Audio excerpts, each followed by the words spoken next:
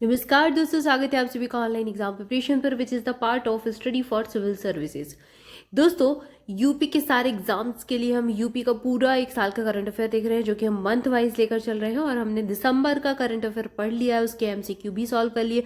फिर हमने नवंबर 2023 का पढ़ा था और नेक्स्ट अभी हमने अक्टूबर 2023 का करंट अफेयर स्टार्ट किया है। इसके कुछ फैक्ट देख रहे हैं, यानी कि उस टॉपिक वाइज हम पढ़ रहे हैं, फिर इसके एमसीक्यू सॉल्व करेंगे। तो लास्ट वीडियो में हमने स्कीम्स पढ़ ली थी, आज हम समिट्स देखने वाले हैं। तो चलिए स्टार्ट करते हैं।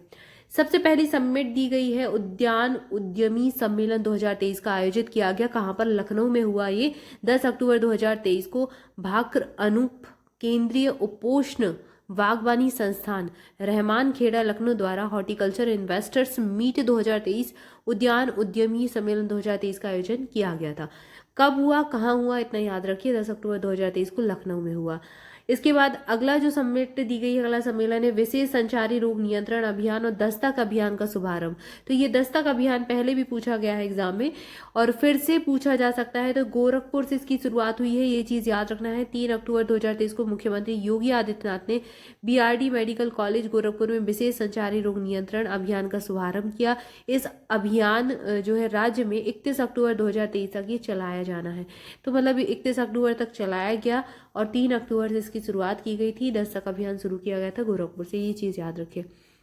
इसके बाद स्पोर्ट्स से रिलेटेड न्यूज़ हम देख लेते हैं। तो वर्ल्ड पुलिस गेम्स 2023 का आयोजन किया गया। 28 जुलाई से 6 अगस्त 2023 तक कनाडा के विनिपेग शहर में इसका आयोजन हुआ था। इस गेम में उत्तर प्रदेश के अमरोहा जिले की सोनम ने ट्रिपल जंप कूद में 13 मीटर 32 सेंटीमीटर लंबी छलांग लगाकर गोल्ड मेडल अपने नाम किया है। तो इनका नाम याद रखें। सोनम कहाँ की है? अमरोहा जिले की है, उत्तर प्रदेश की। उत्तर प्रदेश T20 लीग हुई और इसका आयोजन 30 अगस्त से 16 सितंबर के बीच हुआ। कानपुर के ग्रीन पार्क स्टेडियम में आयोजित किया गया। इस लीग के पहले टूर्नामेंट में 6 फ्रेंचाइजी टीमों ने भाग लिया था, जो कि राज्य के अलग अलग शहरों से थी। एक वाराणसी से, मेरठ से, नोएडा से, गोरखपुर, लखनऊ और कानपुर से थी। अगला दिया गया है पहली खेलो इंडिया महिला जूडो नेशनल लीग का आयोजन हुआ। कब से कब तक? 20 से 23 अक्टूबर 2023 तक। कहाँ पर हुआ? लखनऊ के आईजी स्टेडियम में। आयोजन किसने किया? जूडो फेडरेशन ऑफ इंडिया और युवा कार्यक्रम और खेल मंत्रालय की खेल विभाग के द्वारा आयोजन किया गया। अब इसके जो विनर्स रहे, तो लखनऊ ने खेलो इंडिया महिला जूडो लीग में 12 स्वर्ण पदक जीते, 5 रजत जीते और 22 कांस्य पदक जीते, यानी कि ब्रॉन्ज मेडल जीते। और पहला स्थान किसे मिला? लखनऊ को मिला। Indian para judo academy Halwasiya court Hazratganj में सब जूनियर, कैडेट जूनियर और सीनियर वर्गों में खेली गई लीग में बाराबंकी ने 9 स्वर्ण जीते, 11 रजत और 9 कांस्य पदक के साथ दूसरा स्थान हासिल किया। और समापन समारोह में अपर मुख्य सचिव ऊर्जा और गैर परंपरागत ऊर्जा महेश कुमार गुप्ता ने पुरस्कार वितरित किए। तो इस प्रकार से जो इसका था समापन हो गया। याद रखें कि कानपुर को लखनऊ को सबसे ज्यादा पदक मिले हैं, 12 स्वर्ण मिले हैं, 5 रजत और 22 कांस्य पदक इस लीग में लखनऊ ने हासिल किए। अगला है एशियन पैरा गेम्स 2023। ये कहाँ पर हुए? तो ये हांगझू में, चीन का हांगझू एक शहर है, यहाँ पर इसका आयोजन हुआ 22 से 28 अक्टूबर 2023 के मध्य में।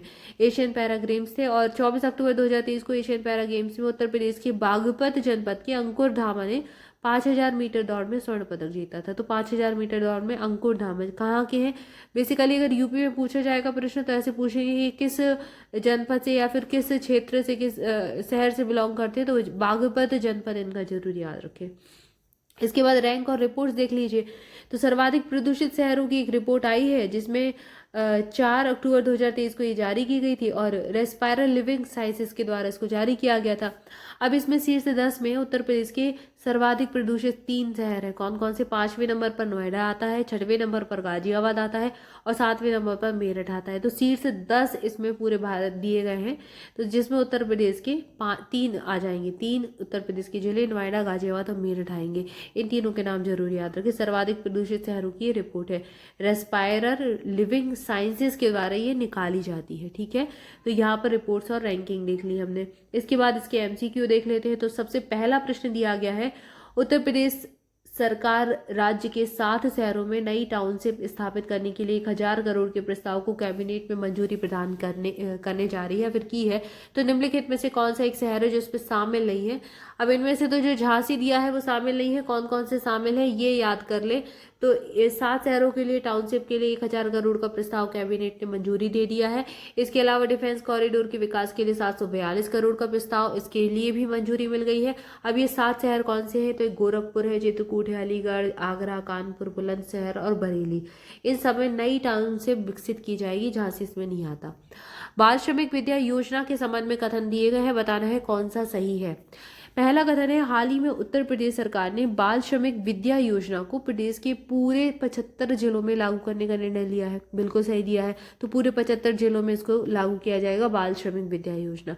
इस योजना का शुभारंभ 12 जून 2020 को बाल श्रमिक निषेध दिवस के दिन उत्तर प्रदेश के मुख्यमंत्री योगी आदित्यनाथ जी ने 20 जिलों के लिए किया था। तो पहले 20 जिलों में इसकी शुरुआत की गई है। 12 जून 2020 से शुरुआत हुई है। बहुत इंपॉर्टेंट है, दोनों ही कथन अच्छे से याद कर लें और ये दोनों कथन सही दिए गए। और यही इसके बारे में थोड़ा सा एडिशनल इन्फॉर्मेशन है, जैसे कि ये योजना जो है इसका उद्देश्य क्या है। तो 8 से 18 आयु वर्ग के ऐसे कामकाजी बच्चे, किशोर किशोरियां जिनके द्वारा मजदूरी की जा रही है, उनकी आय की क्षतिपूर्ति कर उनका विद्यालय में प्रवेश कराकर निस्तारण सुनिश्चित करना। और साथ ही साथ आर्थिक सहायता की धनराशि प्रत्येक माह 1000 रुपये बालकों के लिए और ₹1200 बालिकाओं को दी जाएगी। मतलब 1000 उनको कुछ कुछ रुपए भी दिए जाएंगे, कुछ आर्थिक सहायता दी जाएगी ताकि वो मजदूरी ना करें और पढ़ाई पर ध्यान दें। इसके बाद अगला प्रश्न देखिए, अगला प्रश्न दिया गया है कौन सा कथन सही है। यहाँ पर भी हमें सही कथन का चुनाव करना है। पहला कथन दिया गया है, उत्तर प्रदेश सरकार सभी नगर निगमों में पशु जन्म नियंत्रण केंद्र स्थापित करेगी। बिल्कुल सही कथन दिया गया है। दूसरा कथन दिया गया है, प्रयागराज एयरपोर्ट उत्तर प्रदेश का सौर ऊर्जा से संचालित होने वाला पहला एयरपोर्ट बनने जा रहा है।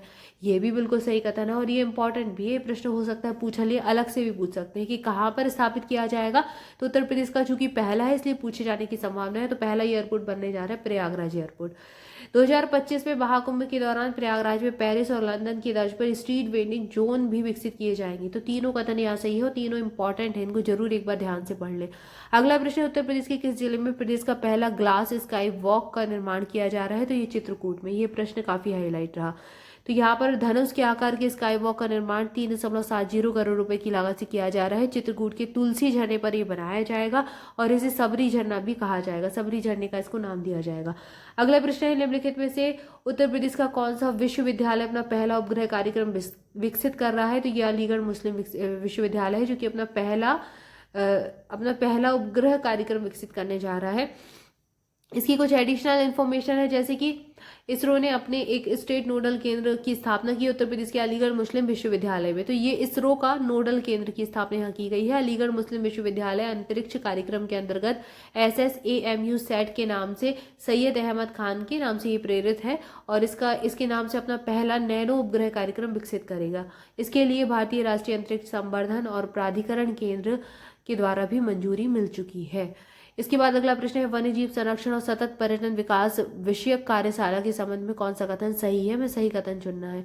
पहला कथन दिया गया है, 6 अक्टूबर 2023 को वन्य प्राणी सप्ताह के अवसर पर मुख्यमंत्री योगी आदित्यनाथ ने पीलीभीत के वन्यजीव संरक्षण और सतत पर्यटन विकास विषयक पर एक कार्यशाला का शुभारंभ किया। दूसरा कथन दिया गया है, इस कार्यक्रम में मुख्यमंत्री ने सारस गणना रिपोर्ट 2023 WWF इंडिया एवं उत्तर प्रदेश वन विभाग द्वारा संकलित और लग्गा वग्गा कॉरिडोर नामक पुस्तक का विमोचन किया। तीसरा कथन दिया गया है, तराई एलिफेंट रिजर्व देश का 33वां, तो वहीं उत्तर प्रदेश का दूसरा एलिफेंट रिजर्व है।